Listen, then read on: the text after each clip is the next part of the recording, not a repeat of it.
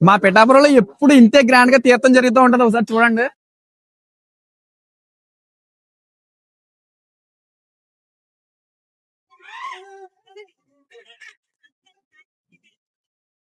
అయితే ఈ తీర్థానికి నాకు ఒక చిన్న స్టోరీ ఉంది, మీకు చెప్పాలనుకుంటున్నాను. ఏంటంటే ఇప్పుడంటే ఇలా నేను ఫ్రీగా తీర్థంలో తిరగలిగింది, కానీ ఒక 9 years బ్యాక్ ఇగో ఇదే హాస్టల్లో ఉండేవాడిని. చూడండి ఒకసారి హాస్టల్ చూడండి.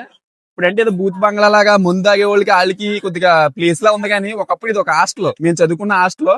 అయితే మాకు ఇక్కడ ఒక అడ్డంగా గేట్ ఉండేది. మేము చదువుకున్న టైంలో మహాశివరాత్రి వచ్చినప్పుడు తీర్థంలో తిరగాలని చాలా కసి ఉండేది మాలో. కాకపోతే మమ్మల్ని బయటకు వదలడమే గగనం అయిపోయేది. 3 రోజులు తీర్థం అయినా సరే మమ్మల్ని వదిలేవారు కాదు. ఎప్పుడు వదులుతారా, ఎప్పుడు దూకేద్దామన్న ఆనందం. కానీ ఇప్పుడైతే నన్ను అడిగేటోడు లేడు, నన్ను ఆపేవాడు లేడు. కానీ తీర్థంలో తిరగాలంటే ఆ ఫీలింగ్ రావట్లేదు. చిన్నప్పుడు ఉన్న ఊపు ఇప్పుడు రావట్లేదు. ఎంతైనా ఆ రోజులు మళ్ళీ రావో. నిజంగా చెప్పాలంటే పిల్ల మధ్య ఏజ్ లో ఉన్న ఆనందాలే వేరు. అప్పుడు ప్రతిదీ గొప్పగా కనబడుతుంది. ఇప్పుడు ఏం చూసినా ఏముందిలే అనిపిస్తది.